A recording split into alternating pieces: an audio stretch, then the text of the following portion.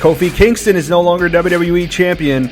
The Rock lays the Smackdown, and Cain Velasquez confronts Brock Lesnar. Your full Smackdown review starts right after this. All right, so we're going to get right back to the WWE podcast in a second, but I just want to talk quickly about a product I recently came across, and it's called Mirrex, M-I-R-R-E-X. So for you guys out there, you may want to direct your female counterpart to this website. It's pretty cool. It's a makeup mirror, but it's much more than that. The company is based in Colorado, and just so you guys know, Mirrex stands for the Innovative Mirror. They're here to improve the lifestyle of individuals, and they want to take a step into the future, and that they have. They have taken the makeup mirror and turned it into a smart makeup mirror. So what's this going to do? It's going to change the way that mirrors are used. There are 3 levels of LED light for those last-minute face checks, and you can even charge your phone wirelessly. It also has an attachment to take that really cool, well-lighted selfie.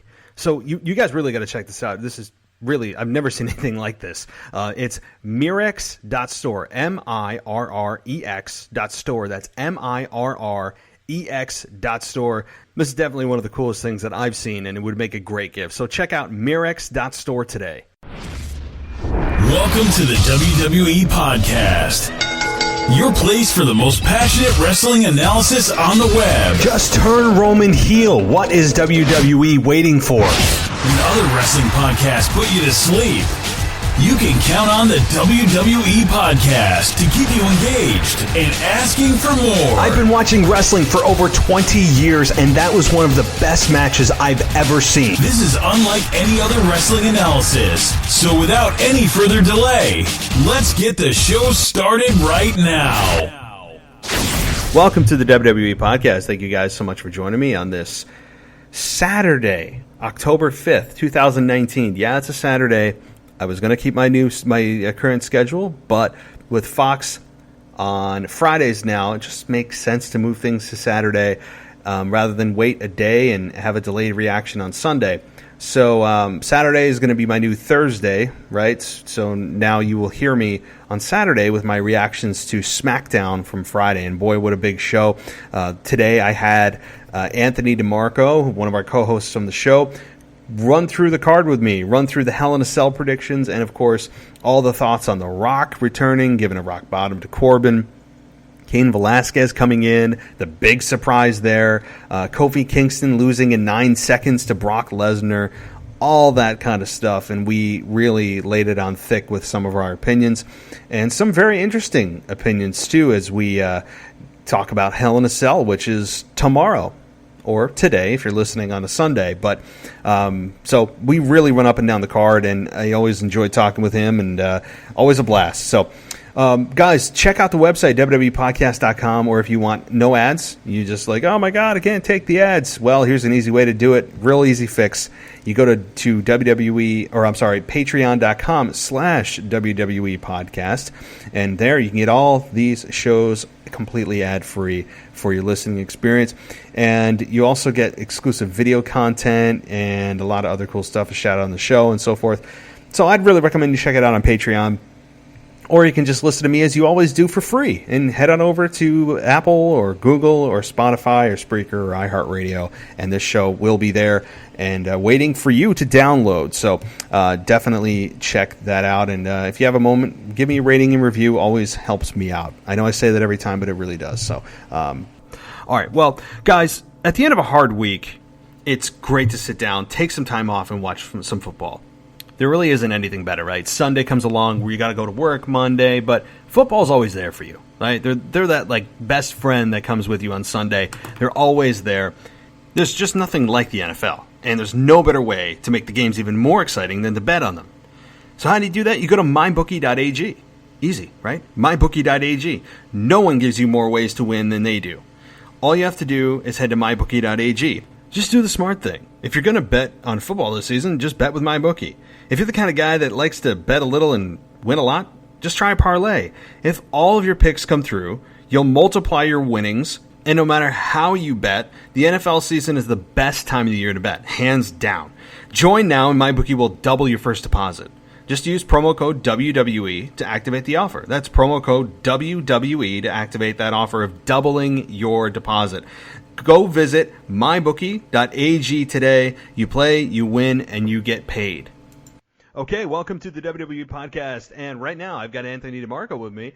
And it's a Saturday. And why is it a Saturday? Well, last night, Smackdown had its debut on Fox. And it was a hell of a show. Not without some flaws, but we'll get into that. We're going to get into the Hell in a Cell predictions for tomorrow night. So, Anthony, welcome back to the show.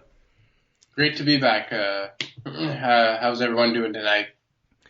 Yeah, well, I think the general feeling of how people are doing is relatively good based on the receptions I've seen from SmackDown. Certainly noteworthy, star power everywhere, and that seemed to be the theme of the show. Lots of ways that we could lead off here. I mean, we could talk about The Rock. We could talk about Kofi Kingston losing in 9 seconds, which made me so happy to see. I mean, people are losing their minds over that. And, of course, the Cain Velasquez debut. So, I mean, honestly, I don't even know where to start. I'm going to let you pick the subject, and we'll go. Well, I'll start with The Rock. You know, I was the biggest Rock fan growing up, so it was really cool to see him back. It really shows that he hasn't missed a beat at all in terms of his vocabulary and his insults. He picked up right where he left off. I could have done without the Becky Lynch, interfering with his punchlines of like, it doesn't matter what you think. And I found that, the fact that they just beat up Baron Corbin was a bit cheesy, but all in all, I'll just take it for what it was. It was great seeing The Rock back. I jumped up and down like a little kid when his music hit. And like for me, I just got my full kick of nostalgia with that return. It was certainly nostalgic. I loved it. It felt special because The Rock hasn't been on WWE TV in a couple of years now, and it was always great to see him. He looks awesome. He, as you said, he hasn't missed a beat, and his delivery, I don't care if he scripted it. I'm sure he did backstage and thought of his own lines and had help, and that I don't care. He delivered it awesome. Him beating down Baron Corbin, I'm fine with it. They needed to have a heel out there to beat up on, but now he also kind of devalued. Again, this is a very small nitpick thing. I enjoyed the segment overall, but the nitpick would be, hey, they kind of just built up this King of the Ring tournament to mean something and actually have it be a launching pad for a heel. And Baron Corbin has done a great job with it, and they kill it in, the matter of a couple of minutes. But I'm sure Corbin will have time to build it back up, but it was certainly enjoyable to see the rock bottom, the people's elbow. As you said, I could have done without Becky, playing sing-along to the big brother. It was kind of that dynamic that was kind of like, I don't know. I didn't hate it, but it wasn't perfection, as I would say. But overall, I enjoyed the segment. It was what it was. It gave the fans what they wanted. And I was sitting at home cheering too, I was 12 years old seeing wrestling for the first time. Yeah, and the fact that they gave Corbin the ring to share with The Rock shows just how much management probably thinks of Baron Corbin. And, The Rock is just, you can throw him in any scenario and he'll get his way through it and turn it into gold. And it's just what he's done his whole career and how he got popular in the first place with the Nation of Domination. I don't know if this has anything to do with it or if it'll go anywhere, but I saw that Randy Orton gave him a chirp over Twitter. Hopefully, maybe that could be a retirement match for The Rock down the road. He still isn't in the Hall of Fame. And I know that report came out a few weeks ago, or a few months ago rather, that he quietly retired from wrestling. But until he's in the Hall of Fame, I will still leave that door open and maybe just a final farewell match. But, all in all, just seeing The Rock on center stage on SmackDown, the show that he basically named, was just absolutely phenomenal. It was, and I did see that tweet too with Randy Orton, and I was thinking, but Bray Wyatt did the same thing when Stone Cold was coming to Raw, and nothing came of it.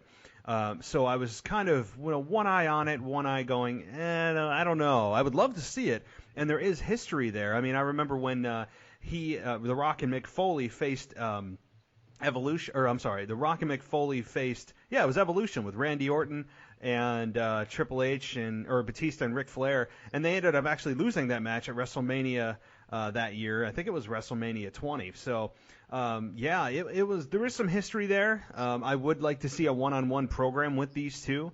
if and when it happens. Of course, if The Rock ever has his one last match, just as if Austin ever does, there's tons of candidates as far as, well, actually the candidate pool is pretty slim, I should say. Brock Lesnar, to me, would be at the very top of that list. I've said that forever. That should be Brock. That's nothing new. But, yeah, Randy Orton, certainly. I think they could have a hell of a match. Two veterans in the ring. Randy Orton is as smooth as butter in the ring. That could be a program that I could get behind, in the blink of an eye. But, yeah, I mean, beyond the Rock segment, though, I did, there was rumors swirling about Cain Velasquez, right? There were rumors swirling about a week or so ago about Cain Velasquez and him getting into pro wrestling and possibly making his debut on Fox. And we saw him come out, get in the ring with Brock Lesnar. We'll get to the Kofi thing in a minute, too, but with Brock Lesnar standing there, for the first time seeing fear in his eyes or seeing shock in his eyes, and Michael Cole pointed that out very nicely because that is the first time I've ever seen that, at least that I can remember, and having Cain come out there and, lay a quick beating on Brock before he retreats, that was certainly interesting. What did you think about this? It was a cool angle. Like, Brock's reaction, I feel like, made the whole segment. I feel like you mentioned, like Michael Cole pointed out, that like we've never really seen that reaction from Brock, seeing like a blast from the past, like another real cage fighter come out. I don't want to nitpick here and be judgmental maybe, but Cain Velasquez, maybe his body made it less intimidating for me. Like, I had a friend over when we were watching Smackdown who's a crazy UFC guy. And he was just like, well, Cain Velasquez is pretty beat up and he's past his prime. And like, you could tell he wasn't in the best shape and he had that massive knee brace on. So for me, staring at Brock across the ring from him, who's just like a mountain of a man, it kind of hurt the credibility of the segment. But besides that, I think it's a cool angle. It's a different angle for WWE. And certainly Brock's reaction made it feel really real in terms of the fear in his eyes. It did. And like Brock's reaction, like you said, it's a good way to put it. Brock's reaction is what sold the whole thing. Because, as you said, when I saw Cain Velasquez, I was wondering if you were going to bring that up. Because if you weren't, I was going to. About his body. I mean, look, he is a legitimate badass.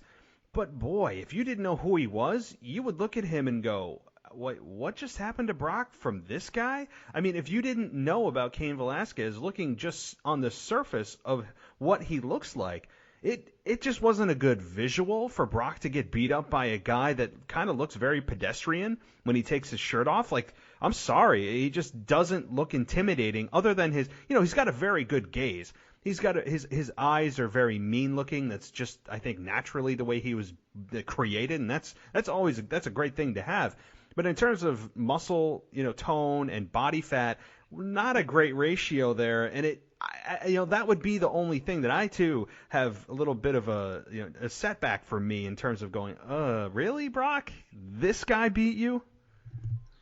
Yeah, and again, like, I don't want to nitpick and be judgmental. I know it's 2019 and like it's not nice to say these things, but it's pro wrestling and Brock is as physically intimidating as they come. And then a guy who pretty much looks like an average day Joe who lifts weights sparingly, who has this massive knee brace, comes in and whoops his ass. Like, I don't know, like, I'm trying not to read too much into it. I'm trying to suspend my belief a bit, but it definitely hurt the credibility of the segment in my eyes because, come on, like it doesn't take a genius to like look at the two of them and see who would maybe like win in a physical altercation between the two. And again, I watch UFC very occasionally. I tune in for the big fights here and there, so I don't know a whole lot about Cain Velasquez. But just from what I've heard is that his long days have long passed him by. Not his long days, his glory days have long passed him by. So maybe just that kind of hurt the whole segment as a whole. But in terms of where they're going with it, I'm interested. It piqued my interest enough. But again, I think Brock just had a lot to do with that. He did, and I think what would have just helped it is just keep a shirt on, bro. I mean, like, I mean, seriously, like, if he just kept a shirt on, I think that would have really just taken away that negative, because you can work on your body at the gym. He's not cage fighting anymore. You can do things to bulk up and to tone yourself down. So keep a shirt on until you do. I just think there was no need for him to come out shirtless. And I'm surprised that Vince McMahon okayed it when he's all about the look a lot of times and all about the presentation.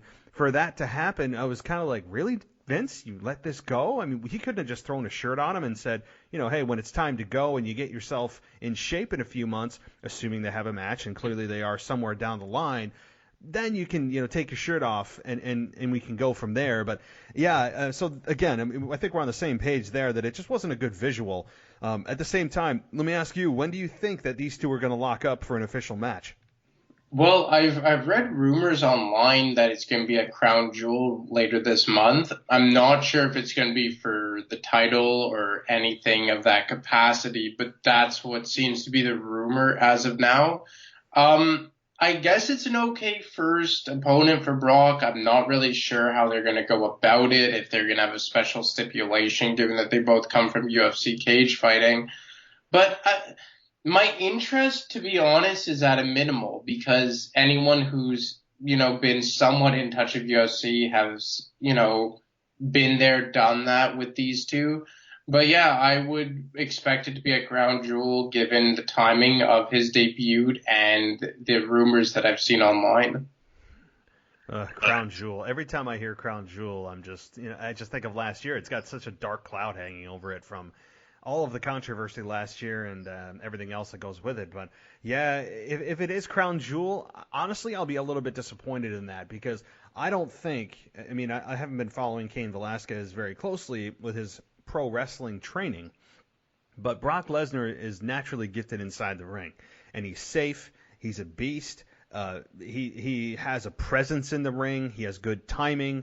He's just a gifted athlete. And I don't know if Cain Velasquez, I would assume that if WWE allowed him to be on programming on television, that they have given the green light to that, hey, this guy is at least got the fundamentals down with Brock. And Brock's matches, last, well, these days, 9 seconds. So we'll talk about that next. But yeah, I hope it's not at Crown Jewel. I don't need these special events to take place at Crown Jewel. Crown Jewel, to me, anytime they go to Saudi Arabia, it's almost like going to the UK for Raw. It's like that show doesn't really matter. It's just, I hate to say it, but it's a glorified, overpaid, blood money house show. That's what going to Saudi Arabia is, and I'll watch it. I'm not going to protest watching it. At the same time, I just can't take Crown Jewel and Saudi Arabia events seriously for one reason or another. I think this could be something built to WrestleMania, if that's the way they're going. I hope they don't just, blow this in one shot in a month at Crown Jewel. So that's my thought. Yeah, I'm with you there. Like, even when they did the Super Showdown in Australia and they had Triple H versus The Undertaker last time ever, or the last Crown Jewel where they did Triple H versus Randy Orton, or DX versus the Brothers of Destruction, it just seems like a show where they throw as much star power humanly possible into there with no storyline incorporated and hope it sticks just for the strict viewership and attendance of that particular show. I think they have something here where, as I just said, I'm not particularly interested with, but they could build it into something to WrestleMania or even a Royal Rumble down the road, because they have some actual history to build on. If it is Crown Jewel, I wouldn't enjoy it, but it probably wouldn't shock me in terms of just like the viewership that they would get from the occasional fan, maybe just the everyday UFC fan who wants their last, fill of Brock Lesnar versus Cain Velasquez. But I truly would not be shocked if they just go for it here and then just book them for Crown Jewel. I wouldn't either. And I'll watch it. I'm not going to be down on it until I see exactly what Cain Velasquez has. And like I said earlier, with Kofi Kingston getting defeated in 9 seconds and Brock's average length of a match over the last couple of years is, under 2 minutes, and that's not an exaggeration. I don't know if Cain would have to really have crazy amount of, cardio. He doesn't have to have, a really necessarily in-ring psychology for a match that would normally be 5 to 10 to 15 minutes. So if he's limited in the ring, you can hide his weaknesses by the length of the match, and that fits perfectly with Brock's style of matches. So moving into Kofi Kingston, man, I think we can both stand up and shout from the rooftop that Alleluia, Kofi Kingston's reign is over. We can stop with the pancakes. We can stop with the very vanilla promos. We can stop with all of the nonsensical, childish crap that the New Day has been doing. It is a new day, yes it is, with Brock Lesnar as WWE Champion in just 9 seconds. So what did you think, not just of Brock's win, but how long it took, and just the whole thing in general? Well, I just mentioned to open the show that I jumped up and down when The Rock's music hit. I probably did the exact same, if not more, when Brock beat Kofi in 9 seconds. It made so much sense for this to happen. Brock is a multi-time champion on multiple platforms in terms of combat sports, whether it be NCAA wrestling, WWE, UFC, and Kofi was a decade-long, maybe not jobber, but lower mid-card guy. And it made so much sense that he made short work of him in 9 seconds. I'm so happy we're done with Kofi. I'm happy that it's back on a legit champion, and I'm happy that they did not even let Kofi get a bit of offense in, because that's what would be a realistic outcome. In a simulated sport, you want to try and make it as realistic as possible, and in a real fight, this is most likely what would happen. I was personally expecting a John Cena-Lesnar-esque match where, like, Brock takes him to the woodshed and suplexes him 10 to 15 times and then ends him. But the fact that he beat him with one single move in under 10 seconds and just made short work of him just made it that much more believable and, in my opinion, that much more credible. So I'm just so happy. I think WWE aced this booking, and I'm just so glad that we could finally be rid of Kofi's title run. Honestly, amen. I mean, I'm done with it. I think I've been done with it for 4 months now. I gave it a chance, and I was over it after he just did not take anything seriously and started with the pancakes, hiding behind the championship, and got buried in Smackdown, and he was the forgotten champion of the championship that has the most lineage and the most respect out of all the championships in WWE, and he took it down. He took it down a peg or two or three, and now it's back where it belongs, and people are pissed. People are, I mean, I'm telling you, like, I've got some feedback from people who are angry about the way WWE booked this match, and they're not so mad that Kofi lost. I guess it's how quickly he lost that people are pissed off about. But you got to think about it this way, folks. If WWE wants to legitimize Brock Lesnar on the very first episode of their biggest TV deal in the history of the company, worth billions of dollars, and you want Brock Lesnar to come out there, and Fox, which is the biggest sports network in America, you want WWE to put their best foot forward and get the most eyeballs on a guy that you possibly can, and make the match the most realistic that it can be. Yes, Brock Lesnar should beat Kofi Kingston that quickly. And it makes not only the F5 more legitimized, because we didn't have a kick out, it was one F5 and it was over. There wasn't, Kofi kicked out, he's got to do it again and again and again. It was one. I like that it wasn't multiple that he had to do. That is always a point to me, because a finisher should be exactly that, a finish. And too much today that happens regularly on television is people kicking out and kicking out and kicking out for false finishes. I like the fact that they make the F5 a money finish. It ended Kofi instantly. That was great. And it also makes Brock Lesnar's next opponent that much more intriguing, because Brock Lesnar was that dominant. So, assuming it's Cain Velasquez, I do not see him becoming WWE champion. That would make zero sense. But whoever's Brock's next long-term opponent, that can, maybe make it feel viable, make it feel realistic that maybe they could pull this off against Brock. That, to me, is more intriguing than Cain Velasquez as WWE champion, because that would be a huge mistake.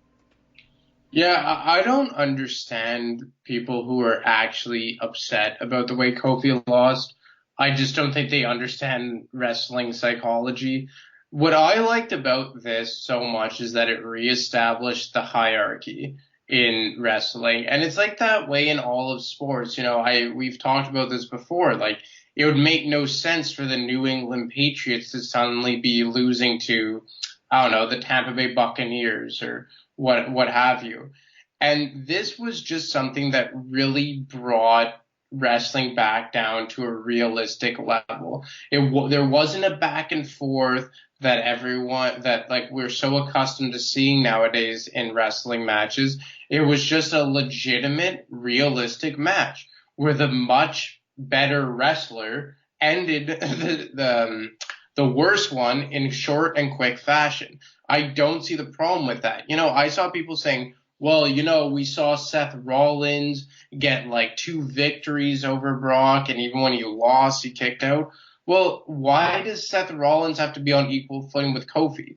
Seth Rollins was a hierarchy superstar right out of the gate as soon as he left the Shield, while Kofi was, like we've mentioned, a lower mid-card guy for almost 10 years before this miraculous run that he had leading up to WrestleMania. So I just don't see how anyone is upset with this. I've seen the feedback that you've gotten as well, but I just cannot be happier with what WWE did here to reestablish the WWE Championship and to reestablish the hierarchy in the wrestling business as a whole. I give them a ton of credit. I give them all the credit in the world. I'm glad that WWE did this and said, not only is Kofi's reign going to end tonight, it's going to end before you can blink an eye. And I respect the hell out of that, because they went with what should have been done. Not just Brock Lesnar winning, but Brock Lesnar winning quickly and decisively. That is Brock Lesnar, and that's what pisses people off and makes him a heel to some people, that he tries to end the match. Well, think about this. If you are in any actual real competitive sport, why would you let your opponent just hang in there and hang in there and hang in there to put on a good performance instead of actually being concerned about winning the damn match or game or whatever you're doing in a one-on-one or team sport? I mean, that's just what you do. You try to finish the person as quickly as you can, or the opponent as quickly as you can. And that's what Brock did. And Brock's not getting paid by the hour. That's pretty damn clear. I enjoyed this. This was the right move. It was almost as if Kofi wasn't a contender. He was a pretender. That's what Kofi has been for the last, 6 months now? So the fans who loved him and loved the reign and all the stupid silliness that was the entertainment part of being a champion, which was awful, have gotten their fill. And I hope you enjoyed it, because I don't see Kofi becoming WWE champion probably, and I would say in the next year or so, maybe ever again. This could be Kofi's one and only reign as champion. Well, it should be. And you look at the guys that he defeated. Kevin Owens has never held the WWE Championship. Dolph Ziggler has never held the WWE Championship. Randy Orton, multi-time WWE champion, but everyone knows that he is well past his prime and is basically just there to put guys over or do nostalgic type matches. So there was never real contender that we thought was a legitimate threat to Kofi's reign. And I enjoyed the fact that the first legit threat who came along put him to bed, and that was it, and it was over, and they ended it. Because, as you just mentioned, SmackDown has always been predominantly not about the WWE Championship since WrestleMania. And that is not what it should be. It's the most prestigious title with the most lineage in WWE. The Rock, Stone Cold Steve Austin, Triple H, Hulk Hogan, the list goes on and on and on. And to have a guy dancing around pretending like it's no big deal to hold this belt means that it lowers the prestigiousness of the title. I just cannot say enough of how much I've been so turned off about this run of Kofi. And it even goes to show who his challengers were. Like, look at Dolph. He's back challenging for the tag team titles. And even Kevin. I love Kevin Owens, but he was not a legitimate threat. They never really took Kofi seriously. And the first serious contender who came along took him out. And if people can't see that, then I don't really think that you understand the psychology of the wrestling industry.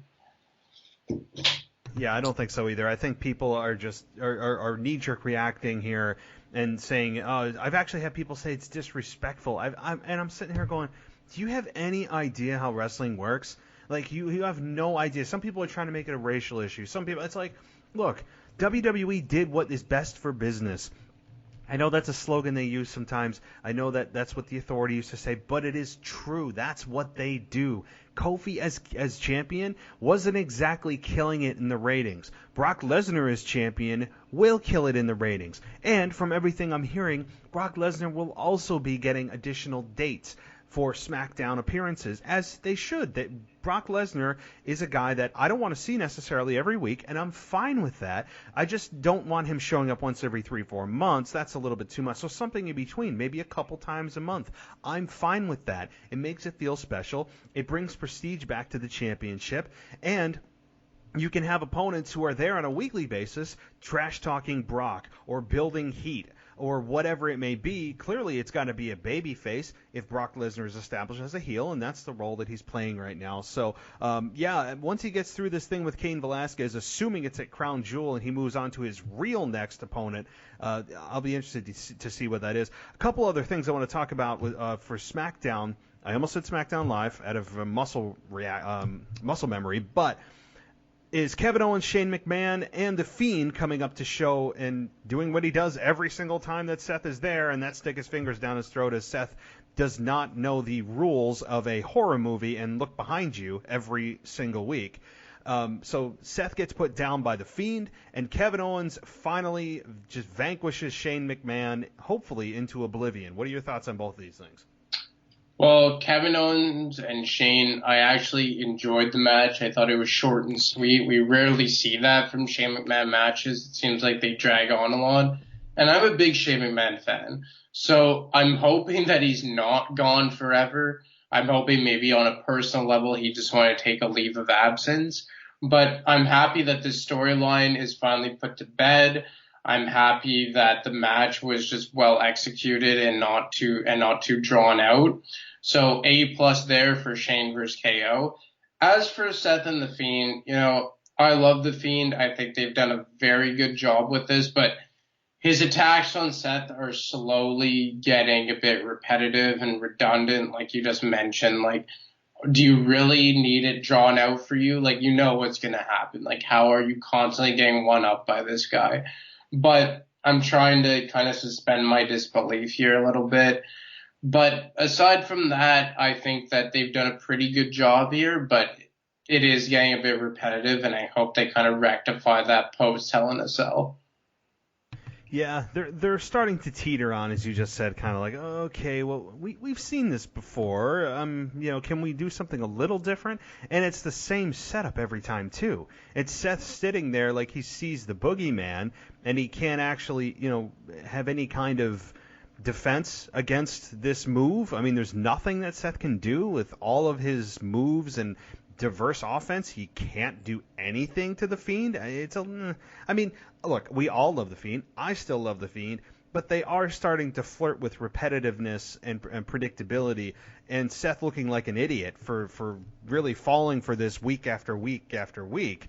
So I'm ready for their Hell in a Cell match, and so we'll get to that in a minute too. But my thoughts on Kevin Owens and Shane, I thought that this match, this whole storyline has been mismanaged. I think that's why a lot of people are tired of it. Not necessarily that they don't have good chemistry. It's that this whole storyline has been totally mismanaged from the get-go, of really congruity and making Kevin Owens look like a fool and a coward, and cowering to Shane when he did the fine to him. I just think that Kevin Owens was damaged from this storyline, but all's well that ends well, as they say, and Kevin Owens winning was the only thing you could do. The only thing. I actually almost even put real money. I actually was going to throw $100 on this match, real money, not funny money, on this to say that Kevin Owens was going to win. There was nothing WWE could do other than this outcome, and it was the right outcome. He stunned him at the end. That was nice to see. And I just don't know if Shane McMahon is gone for good. I would assume no, based on WWE's history of following through on match stipulations, as extreme as they may be. I definitely suspect that we will see Shane McMahon in WWE sooner, honestly, rather than later. Yeah, well, I think the biggest problem with Shane and KO is that we saw it 2 years ago. Now, I understand that the roles were reversed and KO was the heel and Shane was the face, but we saw them have a feud that was drawn out from basically October all the way to WrestleMania. So I think that right off the bat with this new rebooted storyline where KO was the face, they were kind of behind the eight ball in that respect. Because it was so drawn out. Their initial storyline was basically overdone and overblown. So I kind of feel like people were fed up with it quicker than they would have been if it was completely fresh. Like you mentioned, I don't think that Shane is done for good, but I think it'd be a safe bet to say that he's done till at least post Royal Rumble / WrestleMania. I think that's a safe bet. And, I would say we would see, I guess the over-under would probably be WrestleMania. Do we see Shane McMahon before WrestleMania? I would say probably. WWE just can't help themselves, especially when it comes to a McMahon on TV. I think Shane McMahon, one way or the other, comes back, and they could do the old Stone Cold stipulation back from 1999 when Austin, in the contract it was written, Austin was the only one who could bring Vince back. Well, maybe Kevin Owens is in a situation in the next few months that warrants him bringing back Shane McMahon, and it was written in the contract he's the only one that can do it. And so that would be a reason and how they could bring him back. All these, just mythical and invisible contract terms. So that's probably how they do it. Yeah, and I think they did that story with the John Cena and the Authority in 2014. So there's many avenues that they could go down with this. I'm just happy that they're finally going to put this to bed. Maybe they bring back Shane in a different role, like maybe not just the heel authority figure, even though I've really enjoyed him in that role as a whole.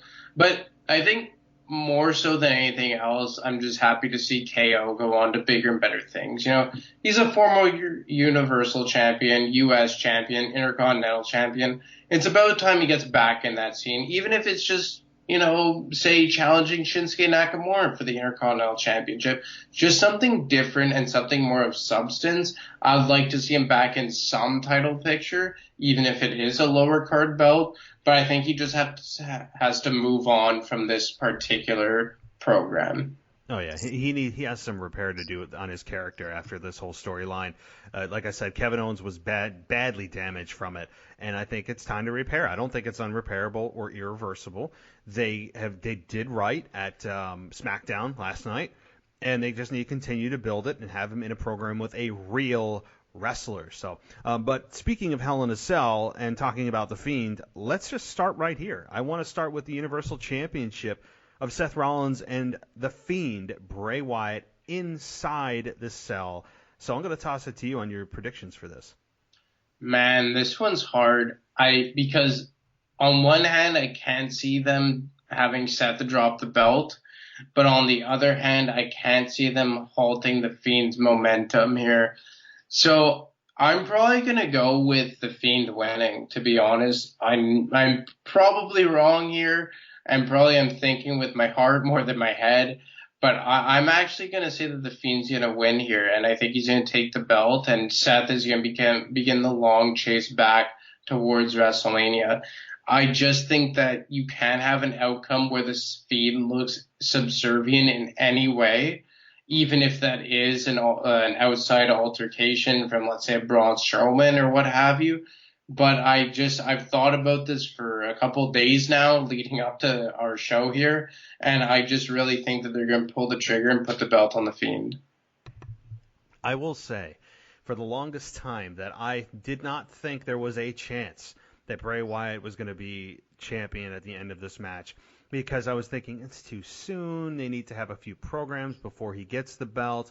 But the more I think about it, the more that I think about this season premiere, everything's starting fresh. They have a new set. They have a new home on Fox with the biggest TV deal ever. A new set on Smackdown. A shakeup of the draft. The more I think about this over and over and over, the more I think about the Fiend is probably going to win this match. Yes, Seth Rollins just conquered a monster. He just slayed a beast. All these cool sayings they come up with. I don't think he's going to slay the Fiend here. I see Bray Wyatt winning. And originally my prediction was that Braun Strowman was going to interfere in a 1997 Cain-esque type of way and tear a hole in the side of the cell, or maybe even rip the door off the hinges and come in and lay waste to Bray Wyatt and have Seth crawl his body over there, or maybe even have Strowman put Seth on top of the Fiend and have Seth win that way. Or it would end in a no contest where both men are knocked out and the match can't continue. Some kind of weird thing like that. But I would see Braun Strowman somehow, some way in that match. The more I talk about it, the more you talk about it. I think it may be the right time with their season premiere and all the stars aligning and AEW pressure and all that kind of thing. I think it might be time to put it on the Fiend, and I think that the people are ready. This character is the most over thing that they have, so I can't believe I'm saying it. I never thought I would a few weeks ago, but I think the Fiend comes out champion. Because it's right that time of year where they start preparing for WrestleMania and Royal Rumble, and it's not that far away. We're 2-3 months away, and I just think that it's the right time to pull the trigger. Like you said, they're starting fresh. They're going to have the new draft coming up pretty soon, and it would just be the opportune time here, because even if you make Braun Strowman interfere and it doesn't end clean, you're still going to hurt the Fiend's credibility in some capacity. And that's where I feel as though they can't risk it, because they've done such a masterful job here, like capitalizing on the Fiend's dominance over pretty much anyone he's come across. And even if he was scared off by Braun Strowman, it would hurt his credibility a little bit.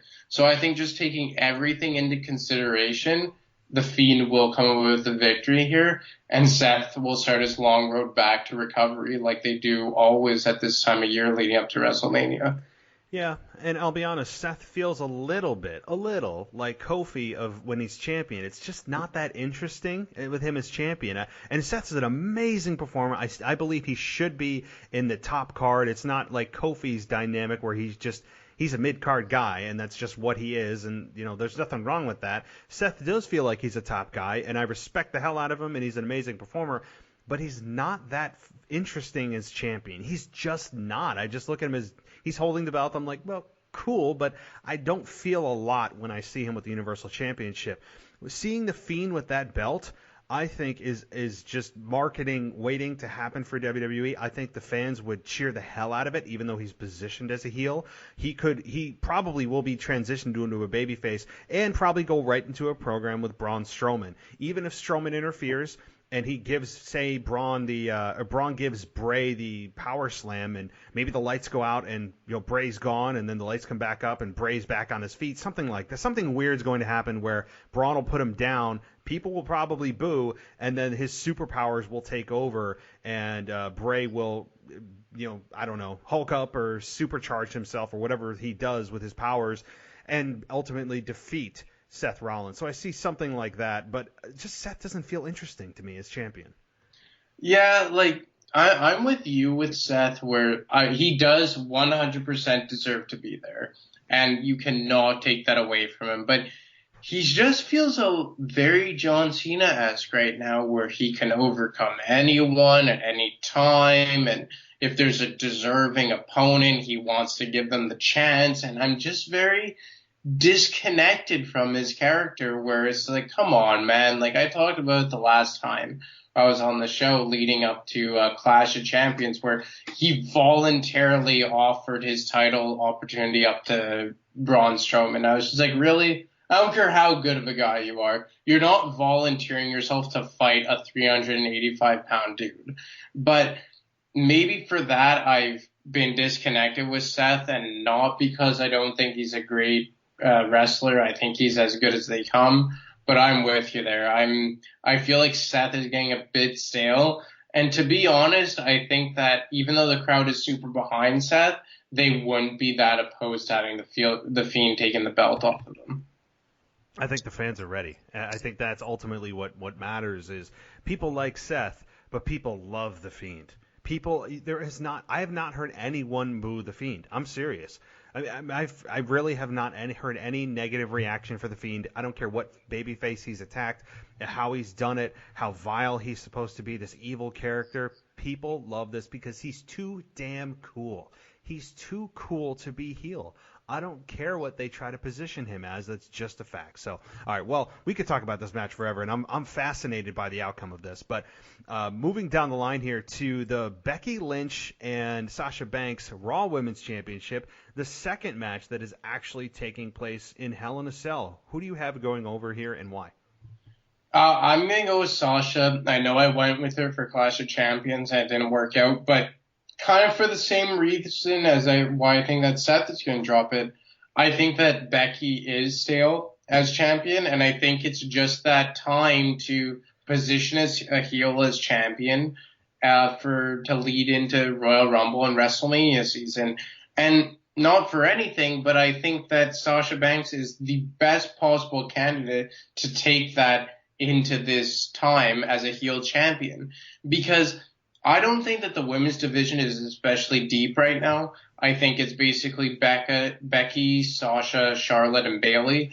And the aforementioned latter two are on Smackdown, at least for the time being before the draft. So I just think in terms of the timing and who WWE has to, fulfill this role, Sasha's just the prime candidate to do it. So yeah, I'm going with Sasha here.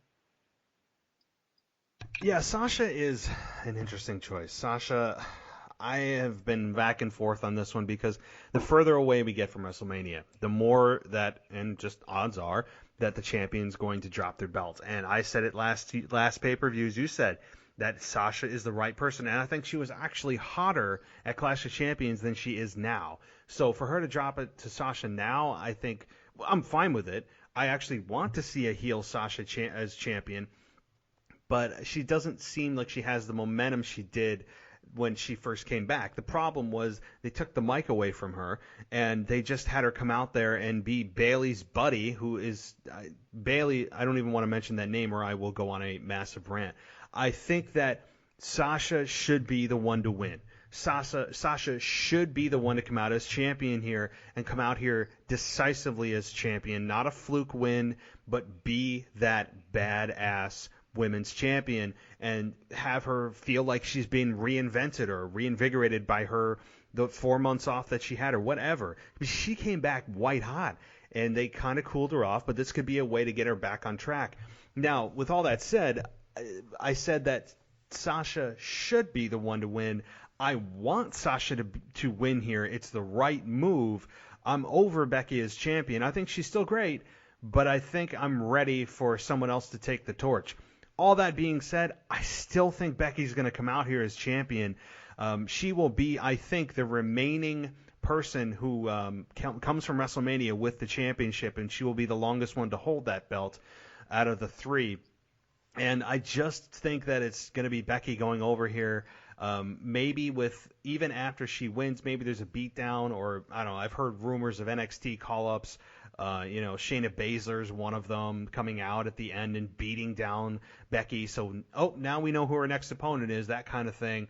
So, I've heard of that. So maybe that's the way they go, where Sasha or Becky retains, but she gets, laid to waste at the end. Again, I want Sasha to win. I just think it's going to be Becky. Well, it's a safe choice because, she got the rub from The Rock on SmackDown, so that they think very highly of her. I just feel as though that if they don't put the belt on Sasha here, it's a very big missed opportunity. And you are right 100% that coming off of from where she was a month ago, she isn't nearly as hot as she once was. I still think that she's done a good enough job to keep enough heat on her to carry that belt as a heel champion. But I would not be surprised one bit if Becky continues to hold the belt for this massive title run, just based on the rub that she got from The Rock on SmackDown. I think that was a big clue that we got on SmackDown that, hey, Becky Lynch is standing in the ring with arguably one of the greatest of all time and getting the rub from The Rock. I think that was a big message sent and received by the WWE fans. So, look, my brain is saying Becky, my heart wants Sasha, and so I'm going to go with my brain, but not very confidently. If anybody out there is betting on this stuff, this would be a match I would stay the hell away from for any kind of actual real money. I will just say that. But moving down the line to the next match here, Roman Reigns and Daniel Bryan versus Eric Rowan and Luke Harper. Your thoughts? Okay, well, before we get into the match, Matt, I have to ask you, what do you think of Roman Reigns' Superman punch turning into pyro on SmackDown? God. Are you trying? You're trying, aren't you? You're poking the bear.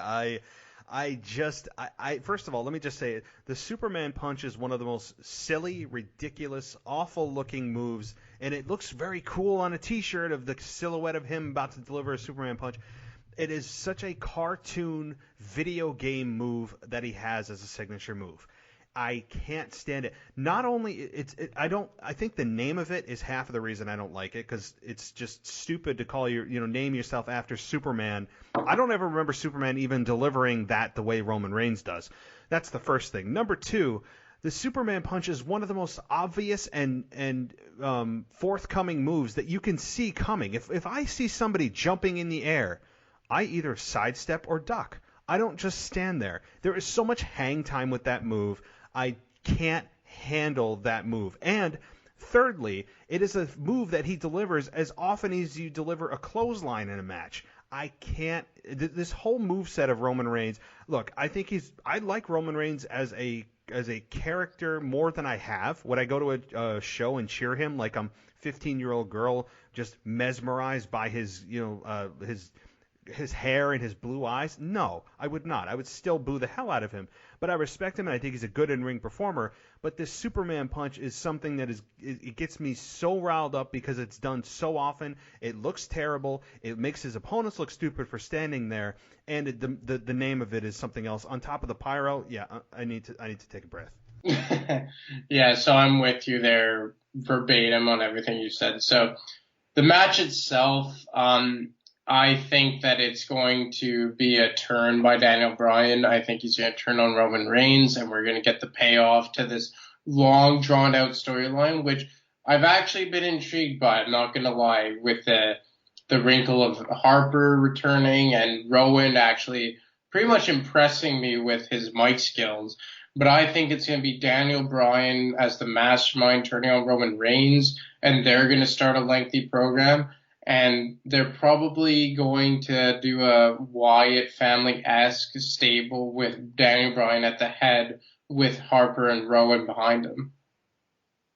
Yep. I mean, you took it exactly my thoughts here. And see, Daniel Bryan, he didn't quite turn babyface. Right now, he's in between roles. And when people are in between roles, look out. Because Daniel Bryan never brought back the Yes Chance. He's being cheered by the crowd by default of what the storyline is dictating, not because he suddenly loves the fans again and he's doing the yes thing.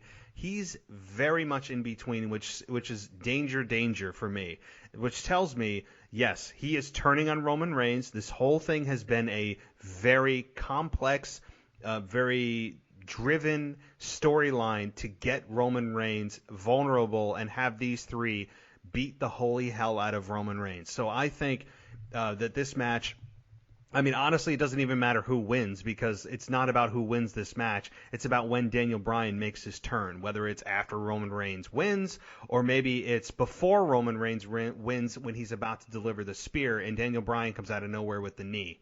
and then you see the turn. I think that's exactly how it goes down. The announcers go, what? And they act like, they didn't see this coming.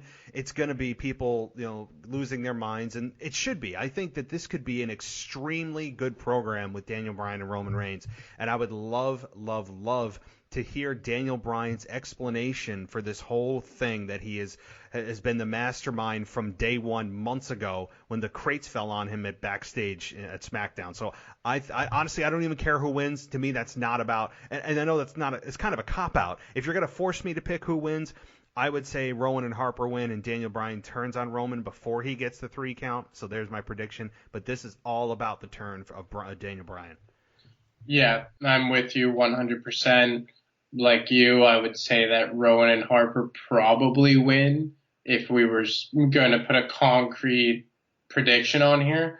But I would be excited to see a Bryan and Roman program, because I think the only time they've ever gone one-on-one was at Roadblock in 2015 or 16, if I were to take a stab at it.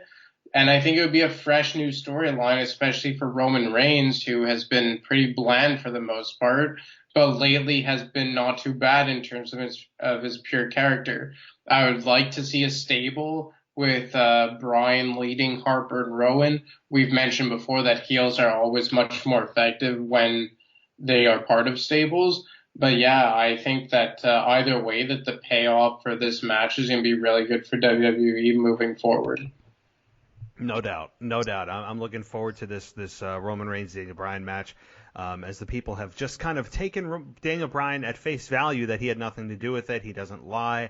And the fact that Rowan and Harper have been beating down Daniel Bryan has probably really convinced some fans that, no way he can be in cahoots with them now. Look, they're actually destroying each other and laying in big power moves, and Rowan just skull slammed, or whatever that weird move is. Apparently he has Superman strength to be able to pick somebody up just by the top of their head and slam them to a table. So people are, honestly, I don't know if people are really seeing this coming, because the sell by all people involved, all characters, has been pretty damn good. I think that Daniel Bryan's going to get some serious heat for this, and it's going to be a long-standing program, one of which I'm looking forward to a lot. So moving here a little bit further to the Smackdown Women's Championship, we have Bayley and we have Charlotte Flair. So Charlotte here playing the babyface, and Bayley playing the I don't even know what. I don't know what you call her, but I'm going to take another breath, and you give me your thoughts on this. Well, I'm going to go with Bayley here, because Charlotte's a 9-time women's champion, and I feel like for her to reach the double-digit plateau, it will be on a bigger stage than Hell in a Cell, in a program that hasn't had much build. It seems like they were just kind of forced together because the other half of the horsewomen have been thrown together on Raw. So I would expect another non-clean finish here between Charlotte and Bayley, and for Bayley to keep the title. I'm hoping that it isn't too long down the road where Bayley drops it, or if maybe she could just expand her character a bit more than a twisted version of her old character. But for Charlotte to win her 10th women's championship, I don't think this is quite the stage for her to do that. No, it's not. I'm still on board for Bayley being SmackDown Women's Champion. I just need her to commit to the role. They're not committing her to the role. I don't know why they aren't, and I know that I'm repeating myself, but Bayley continues to just be this kind of tweener. I'm not a fan of tweeners. Like, give me a solid role that you're playing and not have me just kind of decide where I want you to be. You tell me where I'm supposed to feel, and I'll let you know if I feel that way. But she's very, very gray. I don't like gray. I think Bayley should be full-fledged heel, not only because she's aligned with Sasha, but because I am so beyond over the side ponytail, wacky waving, inflatable tube men, I'm a hugger, terrible persona that they have brought her over with since day one. I know that it was a success in NXT, and they were not able to successfully translate that to the main roster. But Bayley has been begging for a heel turn, and just to have her turn nasty, I think there's a lot that you can do with that. And she's with Sasha, who she is a very well-defined heel. Why do you have a quasi kind of hybrid heel with you? This makes no sense. But I would like to see Bayley retain here by cheating. Last month we saw her escape through the ropes and she fled the building after she got the cheap 3 count. I want the same thing here. I want Bayley to use any means necessary to win this match, and I want her to do it in a very nasty way that gets people pissed off and it just slowly evolves her into the dark side. Yeah, like I would be fully on board to see her start completely ridding herself of her old character. And I just hope that eventually that she does away with it 100%. Because I feel like Bayley has a lot to offer in terms of her in-ring ability, and she could put further development into a newer character of completely on the dark side. I think that the problem with Bayley is that she's been so stale for so long that people don't even want to give her the chance. And the only way for her to get over with the crowd would be to have a completely new, fresh start. And I think the opportunity is prime for her because, as I mentioned, I don't think the timing is right to put the belt back on Charlotte. So for Bayley, for the WWE as a whole, I think it would just be a prime opportunity here to push Bayley farther into the dark side and cement her as a legitimately heel champion and get the crowd back on her side at the same time.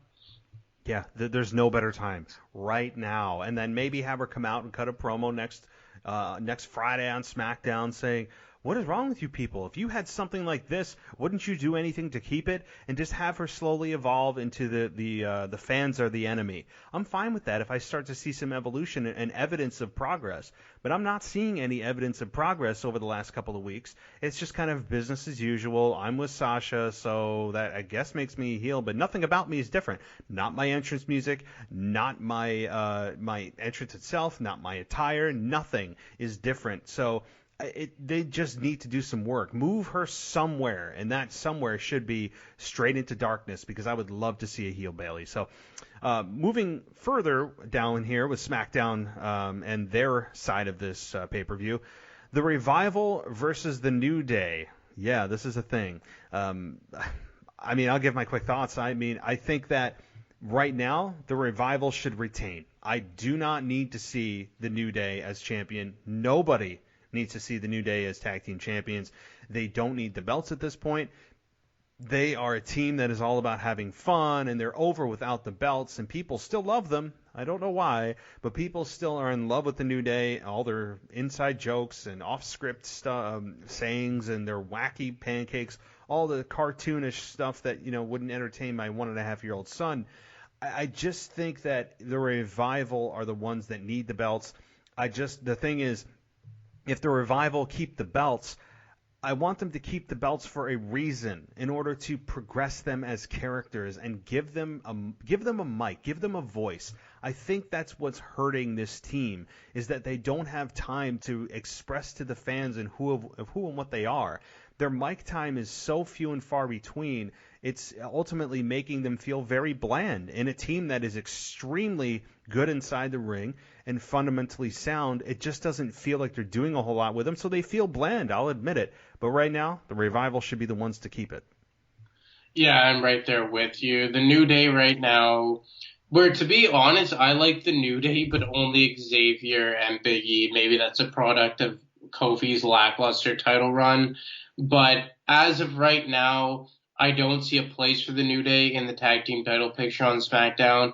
As you mentioned, the Revival are excellent in the ring, but just need a bit more spotlight and mic time. I think that they're a good option to lead SmackDown in this new direction as they just moved to Fox. I think that they have a lot of, freshness to their characters, as the New Day has been together for 5 years now. I would love to see some matchups with the Revival moving forward as tag team champions. So it just makes no sense on any level right now to take the belts off them and halt their momentum. We saw that a few times when they won the Raw tag team titles, where they won them and then lost them out of the blue, not Bew. But we saw it most recently this summer when they dropped it to, I believe it was the OC in that random triple threat tag team match. So I don't want to see that again with the Revival. I want to see them get a legitimate run here with the tag team titles on SmackDown. And I don't see a way that they could logically drop it to the New Day. I don't either, and I just, I mean, the thing is, and I know I just trashed the New Day, and maybe it is a byproduct of Kofi being champion and associating that championship with that act. It's been a very successful act. I cannot deny it, and at times I've been very entertained by them. It was a very long, successful run, but I think that having the championship, the most prestigious belt, what everybody's supposed to be there fighting for, blood, sweat, and tears for, they're putting in a comedy group. I think maybe that's why I'm harboring very, very unresolved feelings and negative feelings for that group is probably because of that. But with that being said, I think that I'm going to move on to the next match here, and I think the final match, and boy, if there was ever a kickoff match, here it is. And unfortunately, I'm not going to say that because I want this to be the kickoff. I'm saying this because it's probably going to be involved in the kickoff match, in the kickoff show, is the Intercontinental Championship of Shinsuke Nakamura versus Ali. What are your thoughts on this? Does it make the pre-show? Does it make the main show? And who wins? I assume that Shinsuke Nakamura will retain the title here just for the lack of the build to the match. It's a shame that it's gone to this point with the Intercontinental Championship, but at this point, if with such a lack of a build, you would have to assume that the champion retains just for that reason alone. Yep. I mean, I expect, you know what, though? This could be a match that's a bit of a sleeper. Could it be the match of the night? I don't think so, because they're probably only going to get 10 minutes or less. But I think that they could, as Jim Ross always says, maximize their minutes here. They could take that 10 minutes that they get and show management, hey, this is your bad for not putting me on the main card. Look what we can do. And I think that they need to look at that as that opportunity.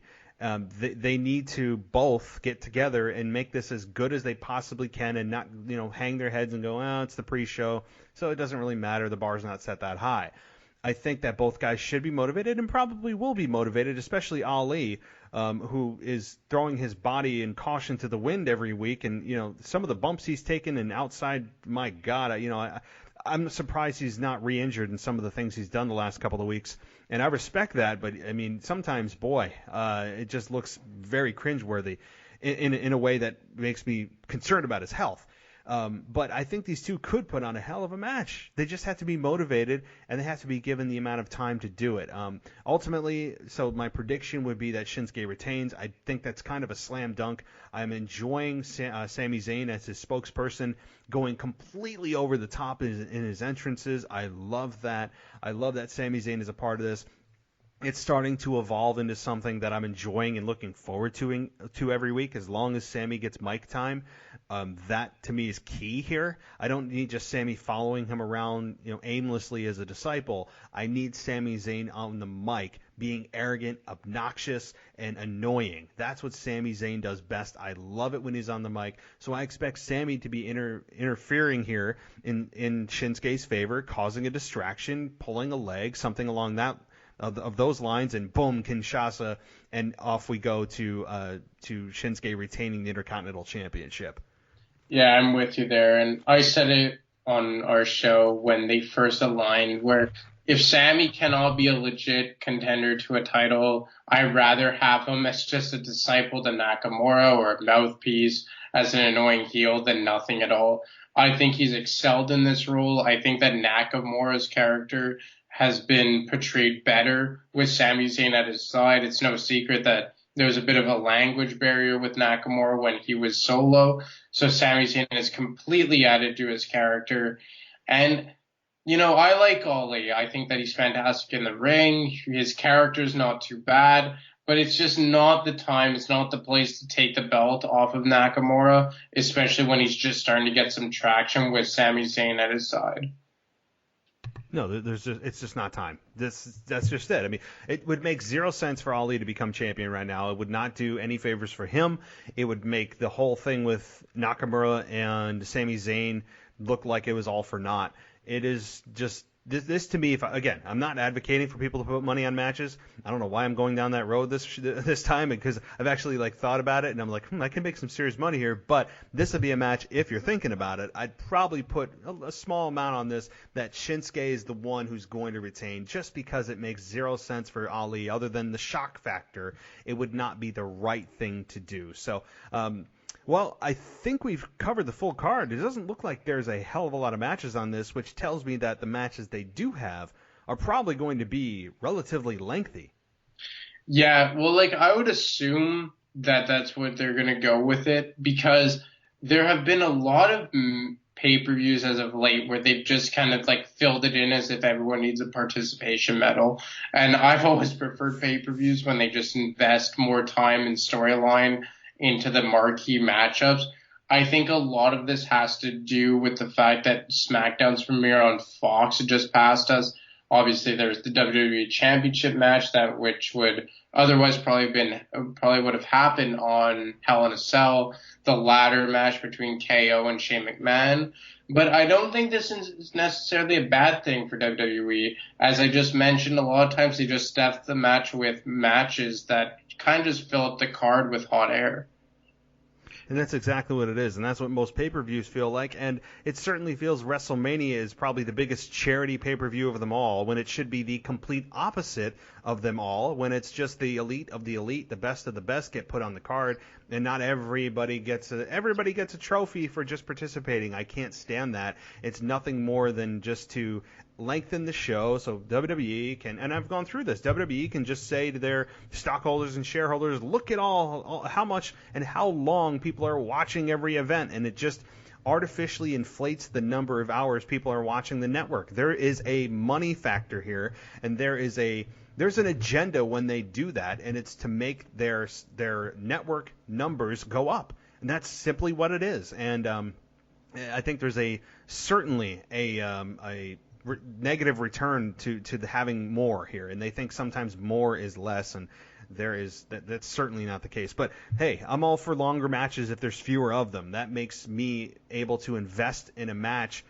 there's more time for me to care about a match that's happening, rather than oh wow, there's still 8 matches and there's only an hour and a half left. How the hell are they going to do that?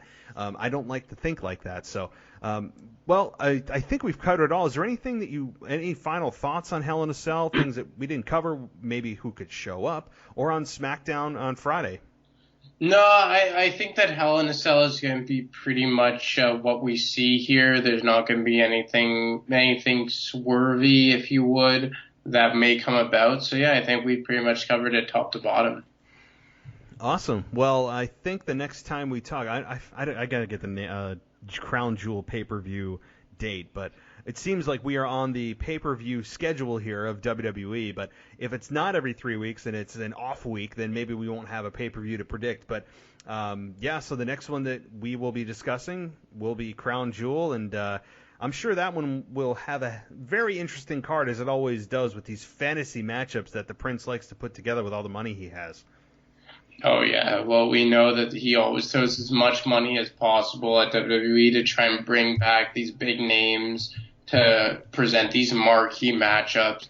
So, yeah, I'm not a big fan of these events in Saudi Arabia. If it is called Crown Jewel, then sure, I'll go with it. But I think that it's just going to be a card that is probably just a glorified house show with no substance really to the storylines. Yep, that's exactly what it's going to be, and it's unfortunate. And like I've said, multiple times before, apparently this is a contract that is 10 events long, and we've gone through 3 or 4, so we are not even halfway done with the Saudi Arabia nonsense. So people can complain all they want about Saudi Arabia, but unfortunately it's here to stay for a while, and so just let that sink in for a bit. But all right, Anthony, well, listen, it's been a pleasure talking to you as always, and go Canadians. And before you go, though, let everyone know how they can follow you, where they can find you. Oh, well, you can follow me on Twitter at DiMarco25, and I always say this, I hope you like hockey before hitting that follow button. That's your disclaimer. It's very true. And look, I am not a hockey aficionado, but I do enjoy watching it when it's on, and I don't have really a dog in the fight. I don't. I guess by default I'm probably a Rangers fan if you put a gun to my head, just because I'm from here. But honestly, I mean, I don't dislike any of the Canadians. I think that the Canadians are. I mean, didn't they make the playoffs last year? They made them, right? No, last year the Canadians did make the playoffs, but I'm like one of those weird guys from Montreal who does not like the Montreal Canadiens. I actually root for an American team in the Philadelphia Flyers, so that's why I'm hated around these parts. All right, well, your secret is safe with me, but I can't promise you anything that I don't have any listeners up in Montreal, so I won't disclose your name or address or anything like that. So that's all right. Well, Anthony, thank you so much for being on the show, and we will talk soon. All right, Matt, you take care now. You too. Bye. Bye.